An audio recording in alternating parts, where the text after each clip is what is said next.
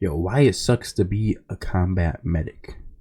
But let's see what they talking about, bro. 1923. Somewhere in Michigan, right into a pretty I'm in Michigan. average family setup. 2 older brothers, a little sister, and parents doing the whole honest day's work thing. Your dad works in a factory, and your mom's a nurse, which basically means she's allowed to yell at everyone about everything, including you. By the time you're 4, you get hit with the worst plot twist a kid could get. Asthma, which means no running, no basketball, and definitely no keeping up with your brothers. You spend most of your childhood sitting on the sidelines watching them have all the fun while you quietly clutch an inhaler like it's a newborn kitten. School? Absolute nightmare. Reading, writing, arithmetic, you hate all of it. Unfortunately, your parents didn't ask for your opinion. Classic. So you grit your teeth, suck it up, and survive high school. Barely. After high school, you end up exactly where everyone expects, working the factory floor. Meanwhile, your brothers? Military guys. Buff, proud, probably think they're starring in their own action movie. They come home on leave just long enough to remind you how you'll never make it into the Army with your little breathing problem. Real nice guys. They think you're soft, but they couldn't be more wrong. Sure, you've got the body type of a paper straw, but you've got grit. You outwork most people your age, and asthma's never been your excuse, even though, to be fair, your lungs kind of are. But before we go any deeper into your family drama, here's something that just shook the country. Japan just bombed Pearl Harbor. Thousands of Americans are dead. And suddenly, everything about your life is about to change. The next day, Roosevelt hops on the mic. Congress signs the papers, and boom, America's officially in World War II. Yep.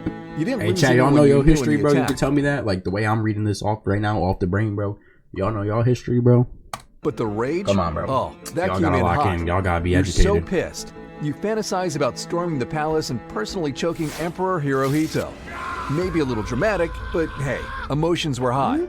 So, what do you do? The same week, you and 3 other guys from your factory clock out early and march straight to the nearest recruitment center. If there's going to be a war, you're not sitting it out. You're signing up to personally teach the Japanese what a bad idea Pearl Harbor was.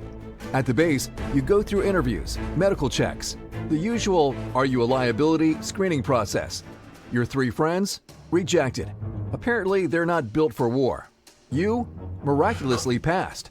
Well, miraculously might be pushing it.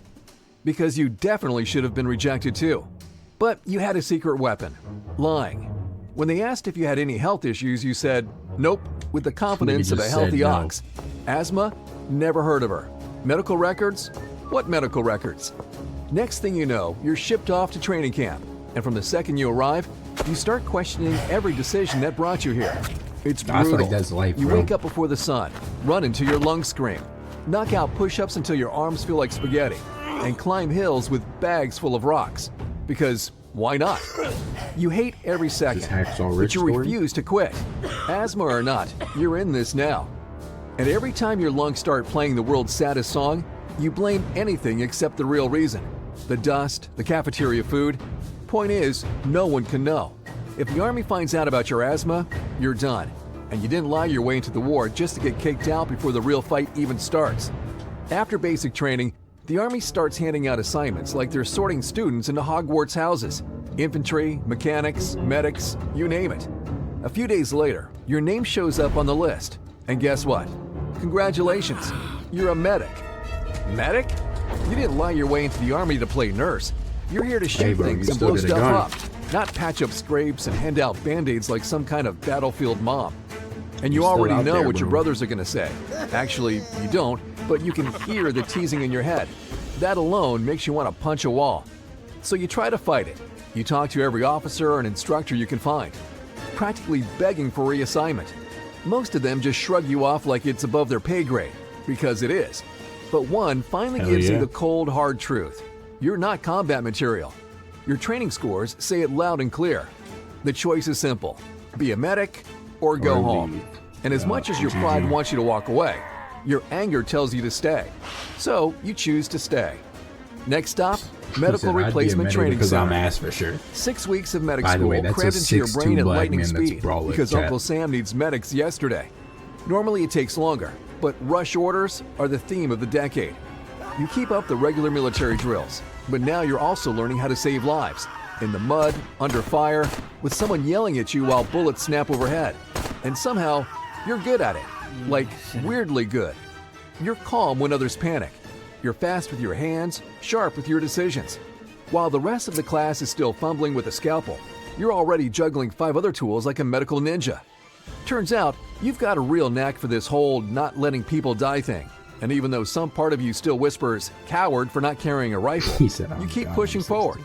Because one thing's for sure, being out here, even as a medic, is 1,000 times better than sitting at home reading war stories in the newspaper. After training, you're one of the first guys in your class to get shipped out, straight to the European theater. Why? Because apparently being too good at saving lives gets you fast-tracked to the front lines. Congratulations, you're a priority. You get assigned to the legendary 1st Infantry Division, and by July 1943, your boots are hitting Italian soil. Welcome to Sicily. Sunny skies, beautiful coastlines, and machine gun fire coming in hot. The invasion kicks off before you even have time to figure out where the bathrooms are. It's chaos, explosions everywhere. Soldiers around you crying, panicking, hiding behind anything that's not on fire. And you're just standing there, frozen, staring at the carnage like the world hit pause and forgot to press play. It's not what they showed you in training. It's worse. Way worse. Then, whack!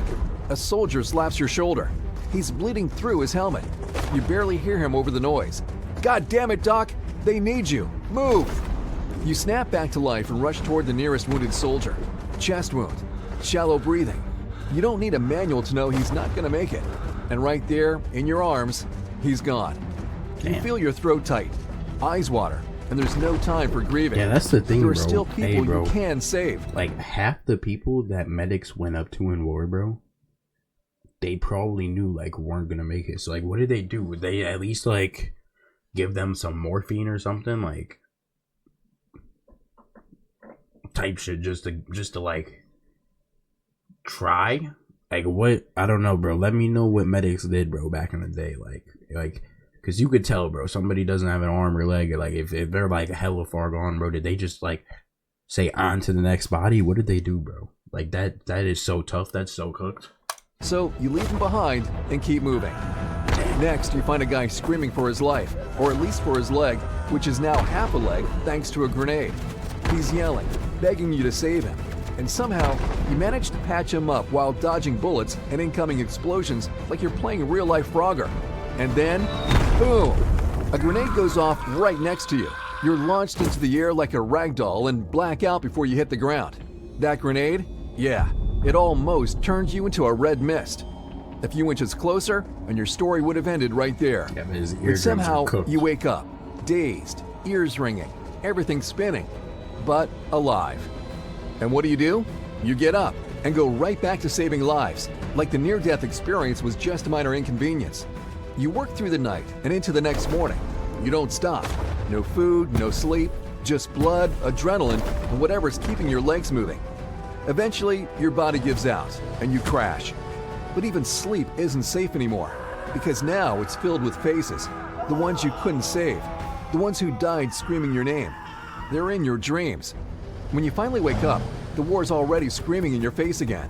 No gentle sunrise, just explosions, more bodies, and more reminders that you're stuck in the world's worst vacation destination. Yo, I don't know how niggas hit bully combat medics, bro. Falls to the Allies. Them niggas saved went more through it, bro. soldiers than you can count. Word gets around fast. Combat you medics go from was like the new literally medic going kid through it, bro. to the guy everyone prays shows up when they're bleeding out. When bullets start raining from the sky, you don't hesitate. You sprint straight into it. Soldiers start calling you an angel. You hate it, but also, maybe you've earned it. But war doesn't care about your growing fan club. You get shipped off again. This time to Normandy, Omaha Beach, D-Day. The day that looks like...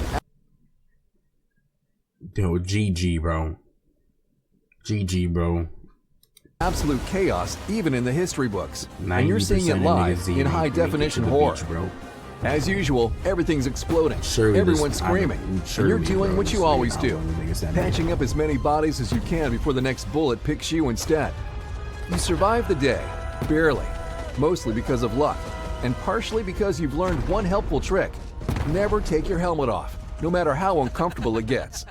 But survival has a price, and you start paying it immediately. Sleep? gone. Replaced by nightmares that drag you back onto the battlefield every time you close your eyes. You start hearing voices in empty rooms, flinching at every tiny noise like it's a grenade with your name on it. Your hands start shaking. You talk to people who aren't there. You cry when no one's looking. Bit by bit, you start losing pieces of yourself. People start noticing something's off about you. The shaking hands, the staring into nothing, the 1,000-yard eyes. But no one reports it. You've carried too many soldiers out of hell. As long as you're still a miracle worker on the battlefield, nobody's going to say a word. On the front lines, you're practically a legend, an angel, the kind who saves American, British soldiers, even Germans when they're bleeding out. But once the shooting stops, the ghosts follow you everywhere, into your sleep, even into conversations where you swear you hear voices that aren't actually there. Eventually, something inside you snaps. You start thinking maybe dying wouldn't be so bad. Not because you're weak, but because watching everyone around you die feels worse than anything the enemy could do. It's a quiet thought, a dangerous one, and it makes you angry. But there's no time to sit with those thoughts. Not today. Because today is another battle. You're in the middle of tying a tourniquet around a soldier's arm when you see one of the few friends you have left get hit. Something snaps. Your throat burns with rage. You drop the man you were treating and sprint towards your friend. A machine gunner is lighting up the field, bullets slicing through the air. But you run through it like you're invincible, like the rules don't apply to you. You reach him, pull him into your arms, and you know, he doesn't have much time left. Still, you lift him over your shoulder to carry him to safety. But the moment you turn, a bullet slams into your back. Not a small one, a sniper round. The impact slams you into the ground, your friend crashing down with you. Pain explodes through your body as blood sprays violently from the wound. Someone is screaming your name, but it sounds like they're yelling through water. Everything's spinning, your mouth is dry, and the pain is spreading fast. You don't need a medic to tell you what you already know. This is it. There's no surviving this one. Not with a wound like that. You lie there on the grass, and suddenly your family flashes before your eyes. Your parents, your sister, even your brothers with those teasing grins. For the first time in a long time, you smile. Because despite everything, you did your job. Hundreds of families will get their sons back because you were there when it mattered. You didn't fight with a rifle. You fought with your bare hands and whatever bandages you had left, and you kept them alive, again and again. You served your country better than most people ever dream of, and now it's someone else's turn. With a faint smile on your blood-stained face, another medic presses desperately on your wound. You feel the pressure, then nothing at all. You take one final breath, and you're gone.